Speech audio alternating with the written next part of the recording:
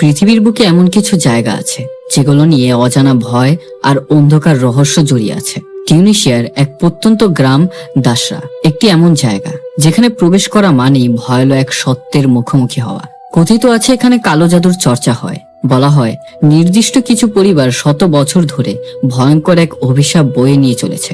স্থানীয়দের ভাষ্য মতে একসময় সেখানে শিশু বলি দেওয়া হতো, আর যাদের একবার ধরে নিয়ে যাওয়া হতো তারা আর কখনোই ফিরে আসেনি। উত্তর আফ্রিকার একটি দেশ তিউনিসিয়া। দাছরা গ্রামটি তিউনিসিয়ার একটি প্রত্যন্ত অঞ্চলে অবস্থিত, যা ভয়ঙ্কর কুসংস্কার ও কালো জাদুর গুজবের জন্য বারবার লোককথায় আলোচিত হয়ে এসেছে। বারবার লোককথা হলো উত্তর আফ্রিকার আদিবাসী বারবার জনগোষ্ঠীর গল্প, কুসংস্কার ও সংস্কৃতি নিয়ে গঠিত এক সমৃদ্ধ ঐতিহ্য। তিউনিসিয়া, মরক্কো, আলজেরিয়া এবং লিবিয়ার বিভিন্ন অঞ্চলে এই লোককথাগুলো ছড়িয়ে আছে। সেই জনগোষ্ঠীর কিছু বয়োজ্যেষ্ঠদের কাছ থেকে জানা যায় আফ্রিকাতে সংখ্যায় যেমন মুসলিমরা অনেক বেশি, ঠিক তেমনি সেখানে অনেক কুসংস্কার এবং কালো জাদুর চর্চা হয়ে থাকে। সেই সাথে গুজবে কিছু গ্রামের নাম উঠেছে। সেই সব গ্রামের নামের মাঝেই একটা নাম ভেসে আসে, দাসরা অথবা দাছরা। 1990-এর দশক থেকে তিউনিসিয়ার প্রত্যন্ত অঞ্চলে শিশুদের নিখোঁজ হওয়ার গুজব ছড়িয়ে পড়ে। স্থানীয়দের ধারণা ছিল এই শিশুদের অপহরণ করে কালো জাদুর বলি হিসেবে ব্যবহার করা হয়। সেই সাথে কয়েকজন অনুসন্ধানী সাংবাদিক সেই রহস্য উন্মোচনের জন্য দাছরা গ্রামে পা রাখে, কিন্তু তারা যা দেখতে পায় তা কল্পনারও বাইরে। এই গল্প নিয়েই তৈরি হয়েছে তিউনিসিয়ার প্রথম ফাউন্ড ফুটেজ স্টাইলের হরর মুভি দাছরা 2018। তাছাড়া হ্যালো বন্ধুরা, কেমন আছো তোমরা সবাই? আশা করি সবাই খুবই ভালো আছো এবং সেই সাথে তোমাদের সবাইকে অন্তরস্থল থেকে ভালোবাসা। কেননা ইতিমধ্যেই হয়তোবা 30K সাবস্ক্রাইবার অলরেডি কমপ্লিট হয়ে গেছে। দেখতে দেখতে প্রায় 30,000-এর একটা পরিবার হয়ে গেছে। আশা করি সবাই তোমরা আমাকে এইভাবে সাপোর্ট করে যাবে এবং আগে থেকেই বলে দিই আজকের ভিডিওটা কিছুটা লং হতে পারে, তাই অবশ্যই আপনাদেরকে বলবো পুরোটা মুভি দেখার জন্য। তো ঘটনা শুরু করা যাক।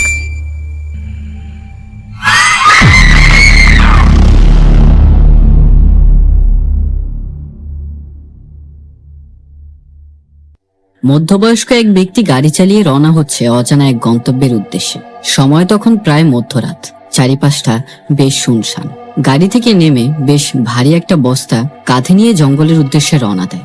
গন্তব্যস্থলে পৌঁছে সেখানে কিছু লোক দেখা যায়। বোরখা পরিহিত এক মহিলা ফায়ার ক্যাম্পের পাশে বসে আছে, হাতে ইশারা দিয়ে কিছু একটা বোঝানোর চেষ্টা করছে। এক ব্যক্তি ছুরিতে শান দিচ্ছে, আরেকজন মাটি খোদাই করছে। জায়গাটার সম্পূর্ণ বর্ণনা দিতে গেলে বেশ গা ছমছমে। বোঝা যায় তারা কোনো এক স্যাক্রিফাইস রিচুয়াল এখানে করতে যাচ্ছে। বস্তাটা খুললে দেখা যায় এর ভেতরে 10-11 বছরের একটা মেয়ে। একটা নির্দিষ্ট পাথরের ওপর সেই মেয়েটাকে শোয়ানো হয়। বাচ্চা মেয়েটার চোখ খুলে কিছু একটা চেক করছে তারা। পরীক্ষা নিরীক্ষা করে একজন বলে উঠল মেয়েটার চোখে নাকি চাবি রয়েছে।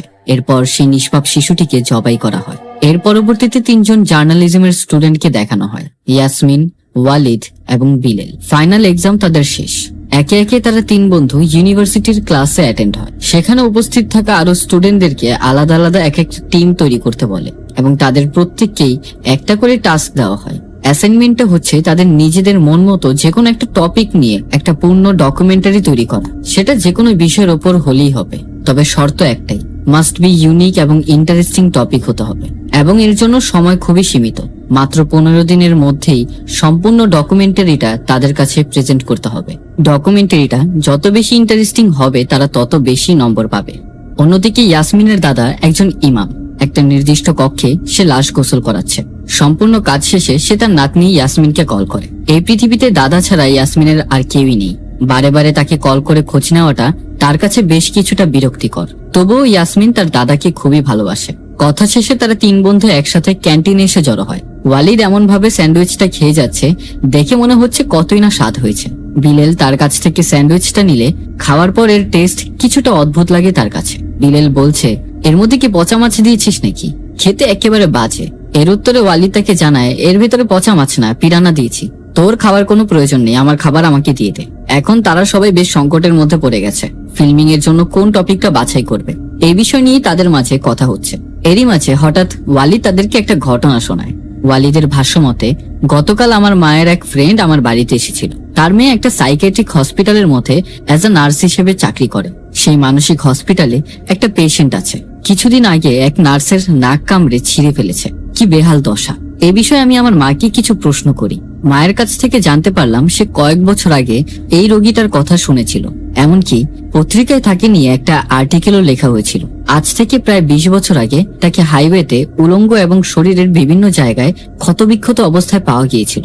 এমনকি তার গলায় কাটা দাগও পাওয়া গিয়েছিল। দেখে বোঝা যাচ্ছিল তাকে কেউ জবাই করার চেষ্টা করেছে।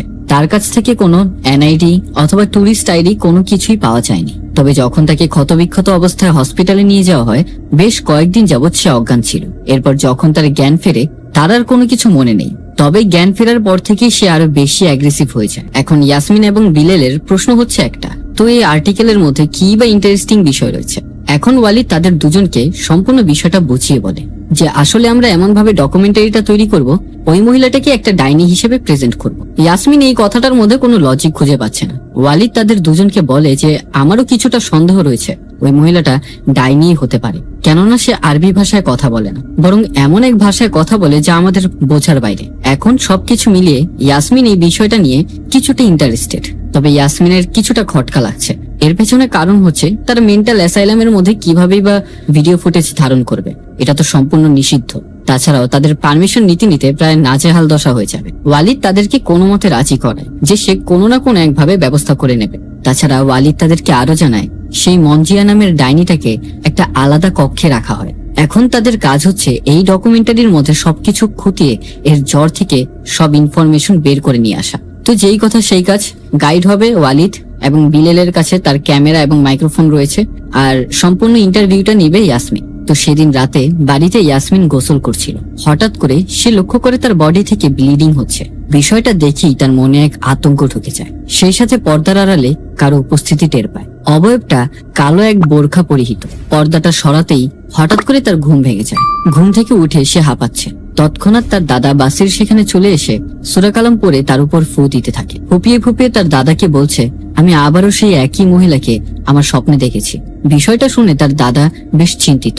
তাকে বলছে, তোমাকে যেই সূরাটা শিখিয়েছিলাম সেটা পড়তে থাকো। কথাটা বলেই তার থেকে মুখ ঘুরিয়ে উপাসে বসে আছে। ইয়াসমিন তার এই মনোভাব দেখে সে বুঝতে পারে সে হয়তো তার দাদাকে প্রতিনিয়তই কষ্ট দিয়ে যাচ্ছে, কেননা সে তার দাদাকে অবহেলা করত। সেই জন্য তার দাদার কাছে সে ক্ষমা চাইতে থাকে। হঠাৎ করে পিছে ফিরে তার দাদা তার হাতে কামড় দিয়ে বসে। সম্পূর্ণ চোখ লাল হয়ে আছে। এই দেখে তার আবারও ঘুম ভাঙে। আসলে সে একটা স্বপ্নের মধ্যে আরেকটা স্বপ্ন দেখছে। প্রায় সময় অনেকেই স্বপ্নের মধ্যে স্বপ্ন দেখে থাকে। বিভিন্ন ইসলামিক স্কলাররা এই বিষয়টাকে কালো জাদুর একটা লক্ষণ হিসেবে চিহ্নিত করেছে। সকাল হতে না হতেই তারা 3 বন্ধু প্রস্তুতি নিয়ে সেই মেন্টাল অ্যাসাইলামের উদ্দেশ্যে রওনা হয়। বেশ বড়সড় লম্বা জার্নির পর তারা সেই মেন্টাল অ্যাসাইলামে গিয়ে পৌঁছায়। সেখানে গিয়ে তাদের পরিচয় হয় ডক্টর ফাকরি ইমিদের সাথে। এই সম্পূর্ণ হসপিটালের ডিরেক্টর হচ্ছে ইনি। অন রেকর্ডে যাওয়ার পর সর্বপ্রথম ইয়াসমিন তার কাছে তার পরিচয় জিজ্ঞাসা করে। সেই সম্পূর্ণ হসপিটাল এবং তার নিজের বিষয়ে কিছু ধারণা দেয়। ডক্টর ফাকরি সেখানে 40 জন পেশেন্টের কথা উল্লেখ করে।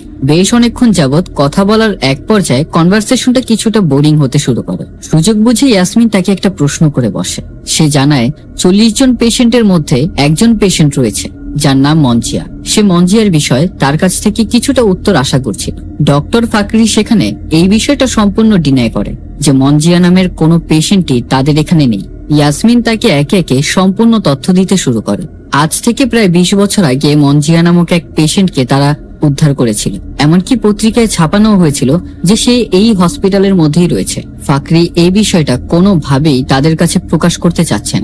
উল্টো তাদের 3 জনের সাথে একটা পর্যায়ে সে ঝগড়া লেগে যায়। ফাকরি বলছিল, আমাদের এই প্রতিষ্ঠানটা খুবই জনপ্রিয়, তোমাদের এরকম ডকুমেন্টারির কারণে আমাদের অনেক বড় ক্ষতি হয়ে যাবে, এবং একটা পর্যায়ে সেখান থেকে বিরক্ত হয়ে চলে যায়। ওয়ালিদ শুরু থেকেই বিলেলের এইসব ঘটনায় বিশ্বাস একেবারেই করত না। তবে এখানে আসার পর যতটুকু ইন্টারভিউর মাধ্যমে তারা জানতে পেরেছে যে কোনো না যে কোনো একটা রহস্য এখানে লুকিয়ে আছে। বিলেল পরবর্তীতে একটা নার্সের সাথে যোগাযোগ করে। প্রায় বেশ অনেকক্ষণ যাবৎ নার্সকে রিকোয়েস্ট করার পর একটা পর্যায়ে সে রাজি হয় এবং জানায় মঞ্জিয়া এই হসপিটালের ভিতরেই রয়েছে। সে তাদের সাথে তার সাক্ষাৎ করিয়ে দেবে। এর বদলে তাকে কিছু এক্সট্রা ঘুষ দিতে হবে। বিলেল তাদের দুইজনকে এসে এই সম্পূর্ণ ঘটনাটা খুলে বলে। ওয়ালিদ বিলেলের এই কথায় বিশ্বাস করতে খুবই ভয় পাচ্ছে। এমনিতেও তাদের কাছে বেশি একটা টাকা পয়সা নেই, এর ওপরে নাকি নার্সকেও ঘুষ দিতে হবে। দুজন সেখানেই ঝগড়া লাগতে শুরু করে। এর মাঝে ইয়াসমিন তার পকেট থেকে 40 দিনার বের করে তাকে দিয়ে দেয়। দিনারগুলো বাঁচিয়েছিল গ্যাসের জন্য। নার্সকে টাকা পয়সা দেওয়ার পর সে বিলালকে জানায় এর পরের দিন রাতে তাদেরকে ব্যবস্থা করে দেবে। আজকের মতো তারা যেন যার যার বাড়িতে চলে যায়। তবে আজকে ইয়াসমিনের সাথে যা যা ঘটলো এই বিষয়টা নিয়ে তার ভেতরে কিছুটা কৌতূহল কাজ করছে। তাই লাইব্রেরিতে গিয়ে মঞ্জিয়ার পুরনো কেসটা সম্পর্কে কিছুটা রিসার্চ করছে, যদি এখান থেকে কিছু একটা জানা যায়। সময়টা তখন গভীর রাত, সম্পূর্ণ লাইব্রেরিতে ইয়াসমিন ছাড়া কেউ নেই। এই নিস্তব্ধতায় তার রিসার্চ করতে বেশ ভালোই লাগছে। এরই মাঝে হঠাৎ করে উপর থেকে ট্রলি ব্যাগের শব্দ শুনতে পায়। আস্তে আস্তে শব্দটা যেমন তার কাছাকাছি এসে পৌঁছায়। একটা পর্যায়ে সে একটা নার্সকে দেখতে পায়, তার দিকে আড়ে আড়ে তাকিয়ে আছে। তার শরীরের ভঙ্গি কিছুটা অস্বাভাবিক। ধীরে ধীরে তার দিকে এগিয়ে আসতেই লাগলো। তার থেকে ভয়ে সে পালাতে গেলে আবারও সে তার মুখোমুখি হয়। তার চেহারাটা বেশি একটা স্পষ্ট নয়। তার দিকে তাকিয়ে সে মাথা ঝাঁকাচ্ছে, যেন তাকে বলছে এইসব থেকে সে যেন দূরে থাকে। সেই সাথে হঠাৎ করে ইয়াসমিন সেখানে কিছুটা ভয় পায় এবং তৎক্ষণাৎ ওয়ালিদ সেখানে চলে আসে। পরের দিন রাত ঘনিয়ে আসতেই তারা সে হসপিটালে গিয়ে পৌঁছায়। সেখানকার গার্ডদেরকে ফাঁকি দিয়ে নার্স তাদেরকে গোপন ওয়ার্ডে নিয়ে যায়। সম্পূর্ণ হসপিটালের মধ্যে সবচেয়ে ভয়ানক পেশেন্টদেরকে এখানেই রাখা হয়। সেই সাথে সেই নার্স তাদেরকে জানায় 20 বছর হয়ে যাবে মঞ্জিয়া এই হাসপাতালের মধ্যেই রয়েছে। ইয়াসমিনের প্রশ্ন, তাহলে তাকে ডাইনি কেন বলা হয়? এর উত্তরে নার্স জানায় যখন তাকে পাওয়া গিয়েছিল তার গলায় ছুরির আঘাতের দাগ ছিল, সেই সাথে তার সম্পূর্ণ শরীর শেকল দিয়ে উলঙ্গ অবস্থায় পেঁচানো ছিল। হসপিটাল কর্তৃপক্ষ এখানে নিয়ে আসলে টানা 1 মাসের মতো সে কোনো খাওয়া দাওয়াই করেনি, না কোনো স্যালাইন নিয়েছে না কোনো পানি নিয়েছে। এর বদলে সেই 1 মাসে তার একটু ওজন কমেনি। তাছাড়া এখানে কয়েকজন নার্সকে খুবই নৃশংসভাবে আহত করেছিল সে।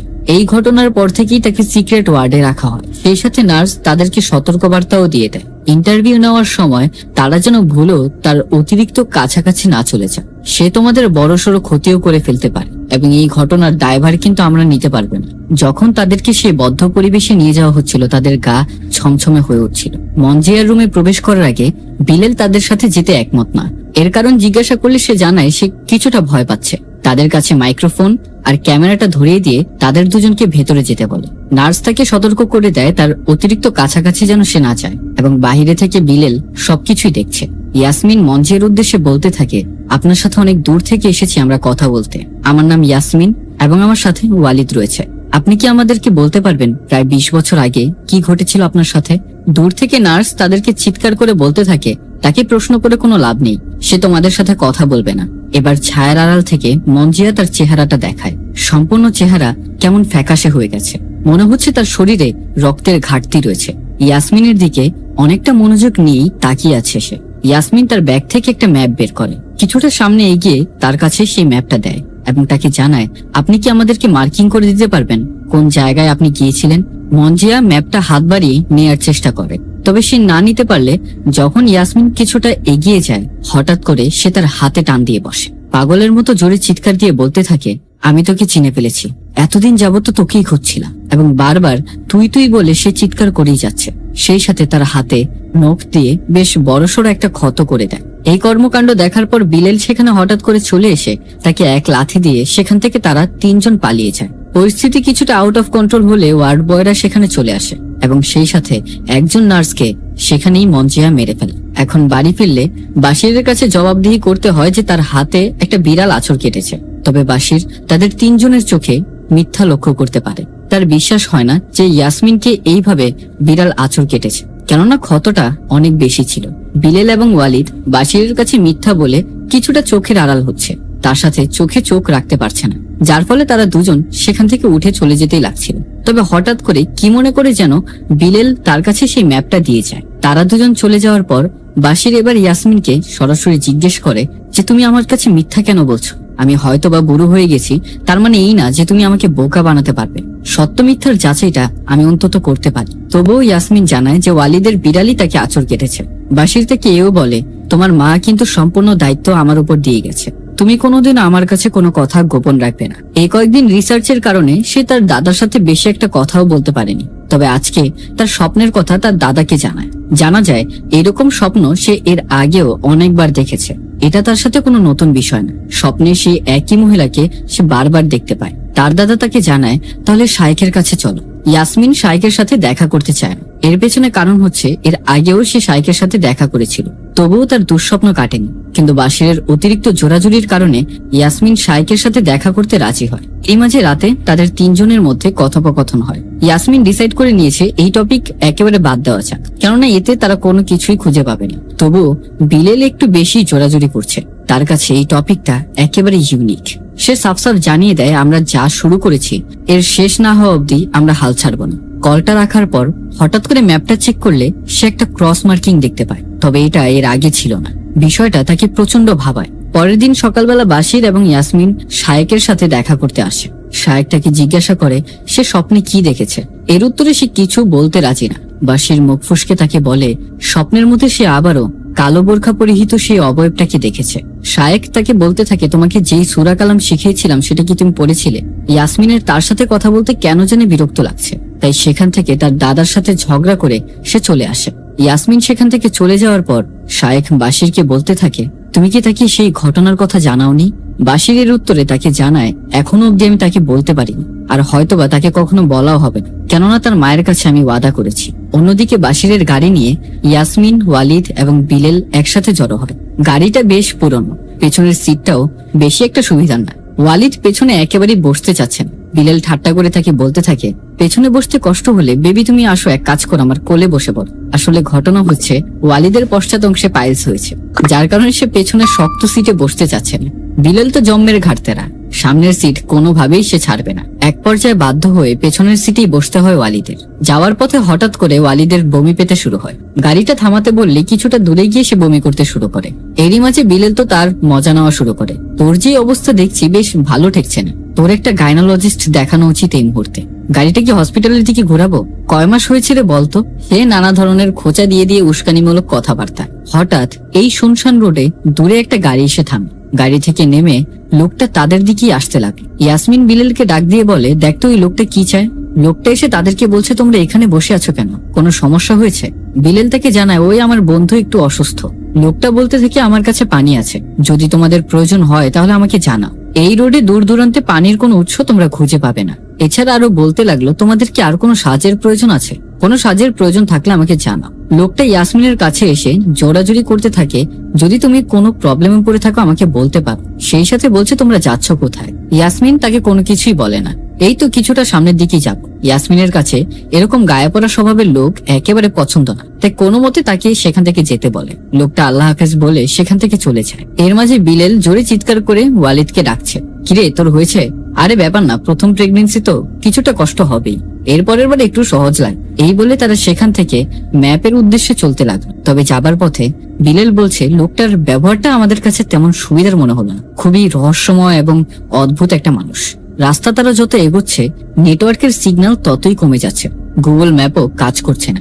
আক্ষেপের সাথে বলতে থাকে, ধরো ওই লোকটাকে বললেই ভালো ছিল, অন্তত সঠিক পথ জানতে পারতাম। হঠাৎই শুনশান রোডে গাধা নিয়ে একটা লোক তাদের দিকে এগিয়ে আসছে। ইমিডিয়েটলি গাড়িটা থামিয়ে তার সাথে তারা গিয়ে যোগাযোগ করে। ইয়াসমিন লোকটাকে বলতে থাকে, আপনার সাথে কিছু কথা আছে।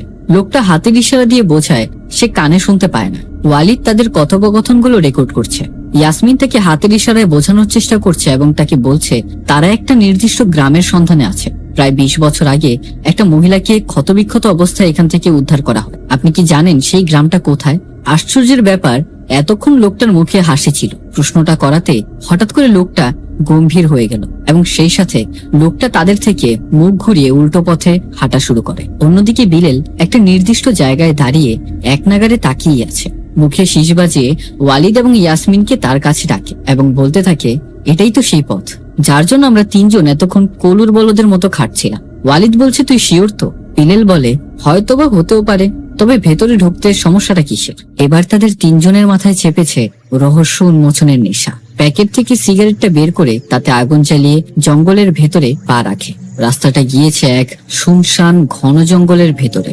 বেশ অনেকক্ষণ যাবৎ হাঁটাহাঁটির পরেও তারা নিজেদের গন্তব্যস্থল খুঁজে পাচ্ছে না। তাদের কাছে মনে হচ্ছে তারা সে কখন থেকে ঘুরে যাচ্ছেই তো যাচ্ছে। ওয়ালিদ হঠাৎ একটা জায়গায় থমকে দাঁড়িয়ে গেল। সেই সাথে বিলেল এবং ইয়াসমিনকেও ডাক দেয়। তারা তিনজন এমন এক ঘটনার সাক্ষী হয় যা তারা নিজেরাও কল্পনা করতে পারেনি। সম্পূর্ণ জঙ্গল কোন এক রহস্যময় কুয়াশা দ্বারা আবৃষ্ট। কিছুটা দূরেই একটা ছোট বাচ্চা শিশু কি যেন কর্মর করে চিবিয়ে যাচ্ছে। ইয়াসমিন সে বাচ্চা মেয়েটার উদ্দেশ্যে এগিয়ে গেলে সে তার পায়ে হাঁটার শব্দ শুনতে পায়। এর ফলে তাদের তিনজনের দিকে সেই মেয়েটা তাকিয়ে বসে। বাচ্চা মেয়েটার মুখ থেকে রক্ত পড়ছে। আসলে এতক্ষণ যাবৎ এই মেয়েটা জলজ্যান্ত এক কাক চিবিয়ে খাচ্ছিল। মেয়েটা তাদের দিকে তাকিয়ে এক রহস্যময় হাসি দিয়ে সেখান থেকে দৌড় দেয়। তারা তিনজন সেই মেয়েটার পিছু করতে করতে একটা নির্দিষ্ট গ্রামে এসে পৌঁছায়। গ্রামের পরিবেশটা প্রচন্ড গা ছমছমে। মনে হচ্ছে এই সম্পূর্ণ কুয়াশা এই গ্রামটাকে কোনো এক অজানা কারণে ঢেকে রেখেছে, যা তাদের এতক্ষণ যাবৎ এই গ্রামের সন্ধান দিচ্ছিল না।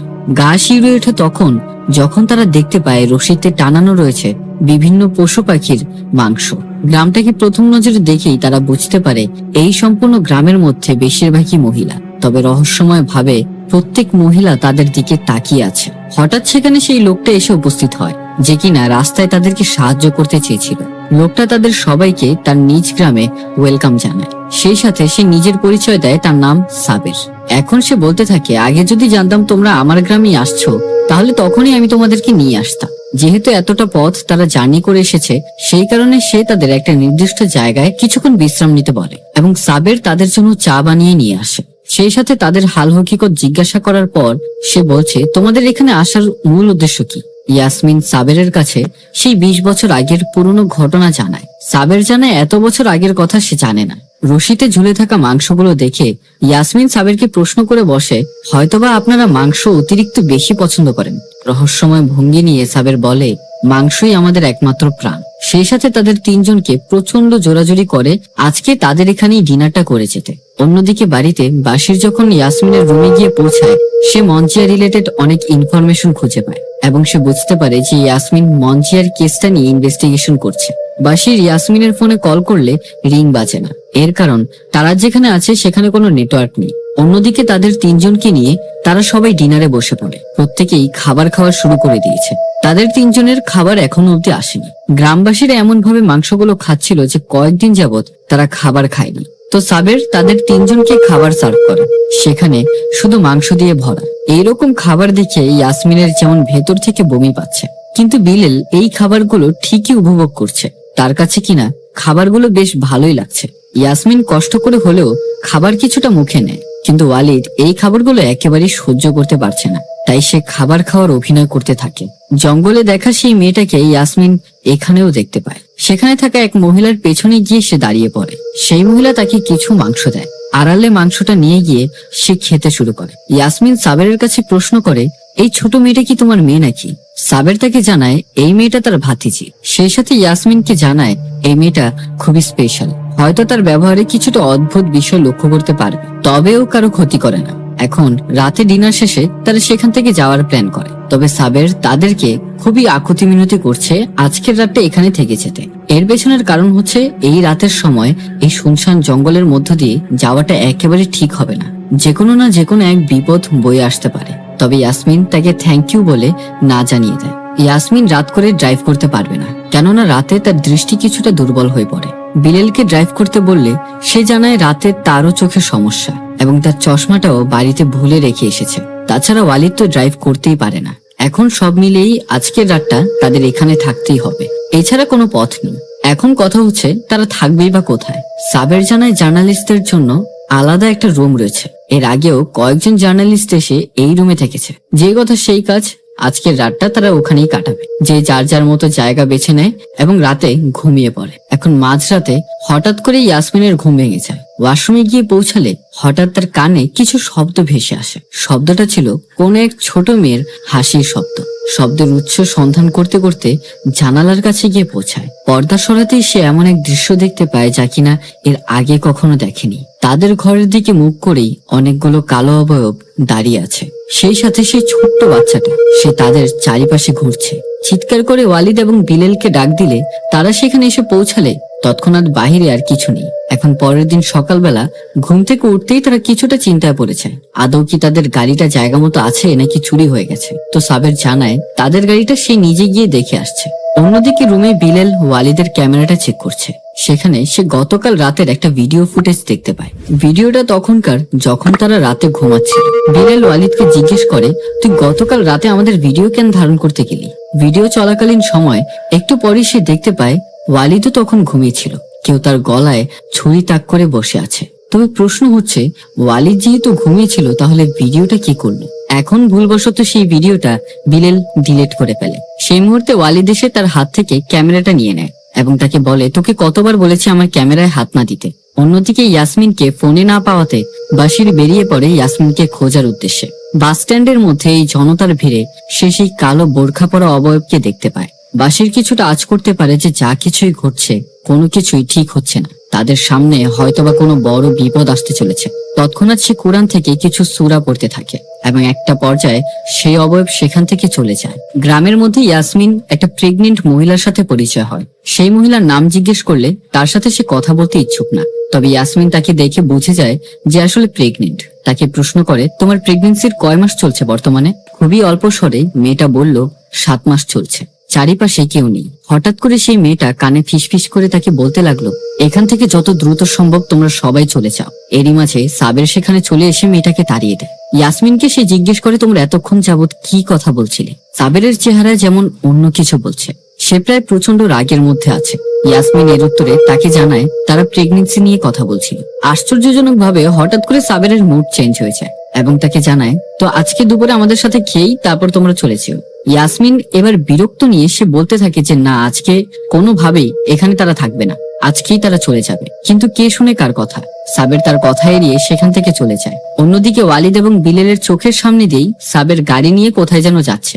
ওয়ালিদ তাকে জোরে চিৎকার করে ডাক দিলেও তার কথা এড়িয়ে সে গাড়ি নিয়ে চলে যায়। ওয়ালিদের এখন এখানে একটা মুহূর্তও সহ্য হচ্ছে না।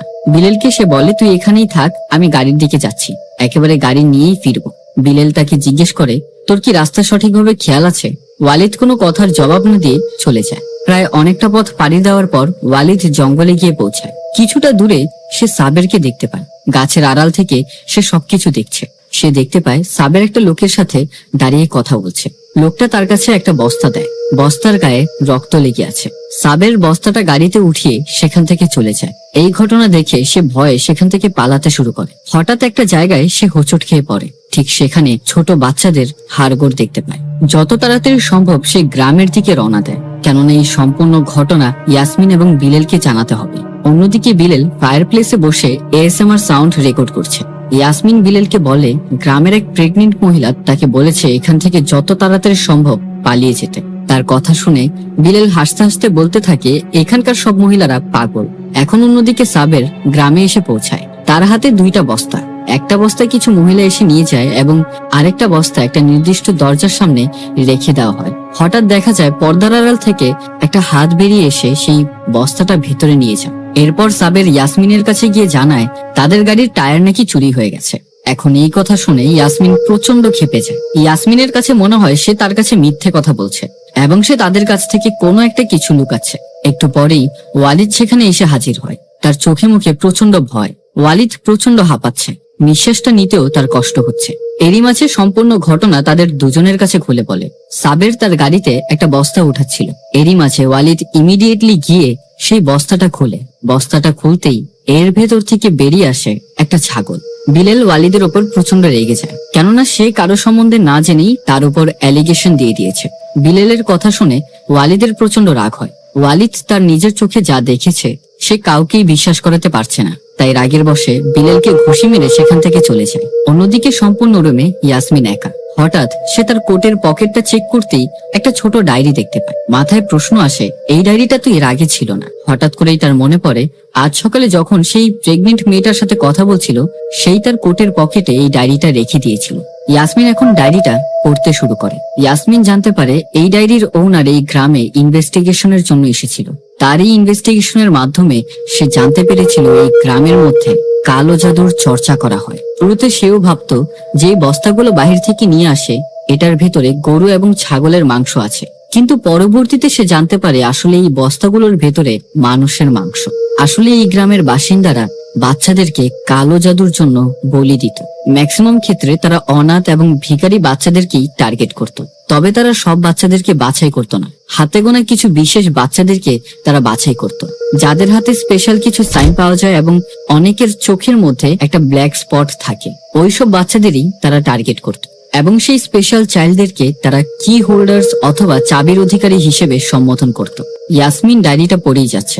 ডায়েরিতে লেখা, আজকের দিন নিয়ে মোট 3 দিন হয়ে যাবে এই গ্রামের মধ্যে আমি আছি, এবং আমি জানতে পেরেছি আজকের রাতে বিশেষ কিছু হতে চলেছে। সেদিন রাতে সে এই গ্রামের লিডার বোরখা পরিহিত সেই অবয়বকে দেখতে পায়। তার পেছনে আরো 2 জন মহিলা তাকে অনুসরণ করে যাচ্ছিল। সে সেই 3 জনের পিছু করতে থাকে। সেখানে 2 জন লোক 2টা বস্তা নিয়ে আসে। সেখান থেকে সে একটা বস্তা লুকিয়ে লুকিয়ে চুরি করে নিয়ে আসে। যখন সে বস্তাটা খোলে, এর ভেতরে অজ্ঞান অবস্থায় একটা বাচ্চা দেখতে পায়। সে লক্ষ্য করে বাচ্চাটার হাতে অর্ধেক চাঁদের একটা জন্মদাগ রয়েছে। লেখাটা পড়ার সাথে সাথেই ইয়াসমিন তার নিজের হাতটা চেক করে এবং দেখা যায় ইয়াসমিনের হাতেও ঠিক একই রকমের অর্ধেক চাঁদের নিশানা। তৎক্ষণাৎ সে ডায়েরিটা আরো মনোযোগ দিয়ে পড়তে শুরু করে। সেই মহিলা তার কোলে করে বাচ্চাটিকে নিয়ে তার বাবার হাতে তুলে দেয়, এবং এই মহিলার বাবা আর কেউই নয় বরং বাসির বাচ্চাটাকে নিয়ে পুলিশ স্টেশনে যেতে চাচ্ছিল এবং সেই সাথে তার মেয়েকেও এখান থেকে উদ্ধার করতে চাচ্ছিল। তবে সেই মহিলা সেই ডায়েরিটা গ্রামেই ভুলে এসেছে। ডায়েরিটা নেওয়ার জন্যই সে আবারও গ্রামে প্রবেশ করে, কিন্তু ততক্ষণে গ্রামবাসীরা তার কর্মকাণ্ড হতে অবগত হয়ে গেছে এবং সম্পূর্ণ গ্রামবাসী তাকে মারার জন্য চলে আসে।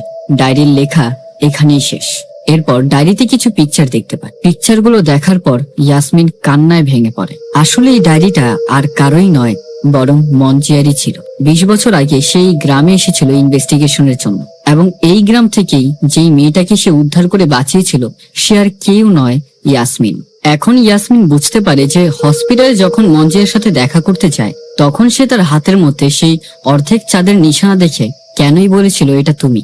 আসলে মঞ্জিয়া তাকে চিনে ফেলেছিল। ইয়াসমিন মঞ্জিয়ার পিকচারগুলোর সাথে আরো কিছু ফটো দেখতে পায়। সেখানে মঞ্জিয়ার সাথে সাবেরের ভাতিজিকে দেখা যায়, যার নাম লেখা ছিল রাবেয়া। তবে আশ্চর্যের বিষয় হচ্ছে 20 বছর আগেও রাবেয়া ঠিক দেখতে একই রকমের ছিল। তার বয়স এখনো অবধি বাড়েনি।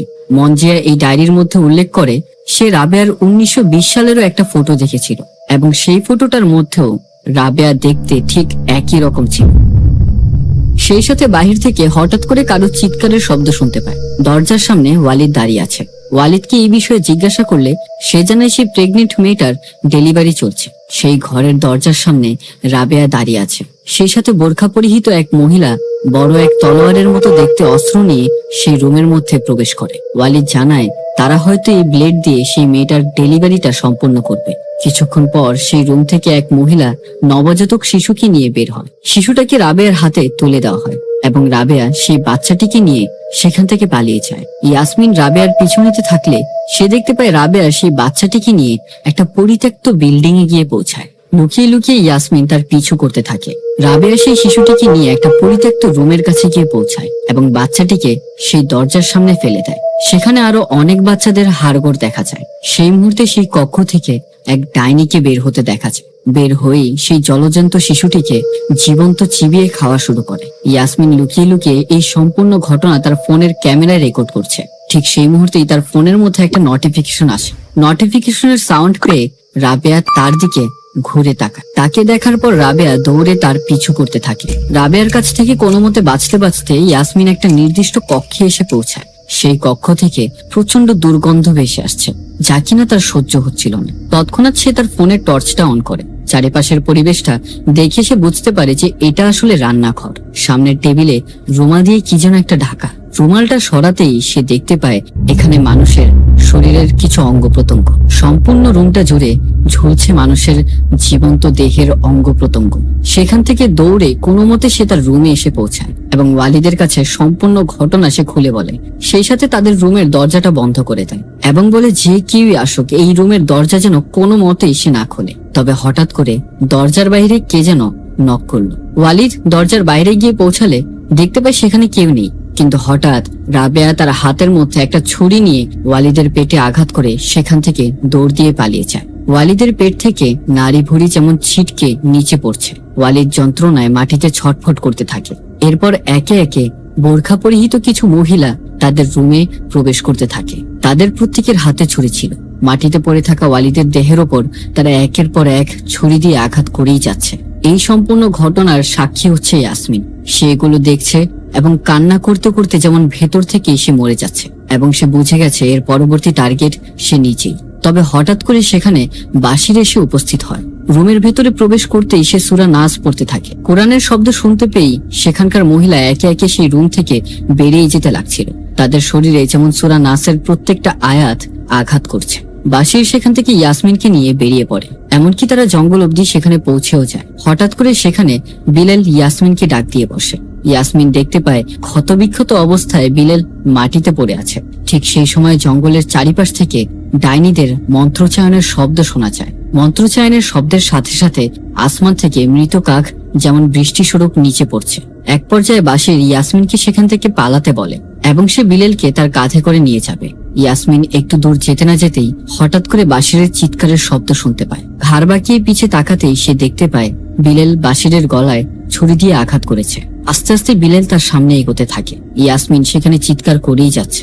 ঠিক সেই মুহূর্তেই হঠাৎ করে পেছন দিক দিয়ে ইয়াসমিনের মাথায় কে যেন আঘাত করে এবং সেখানেই সে সেন্সলেস হয়ে যায়।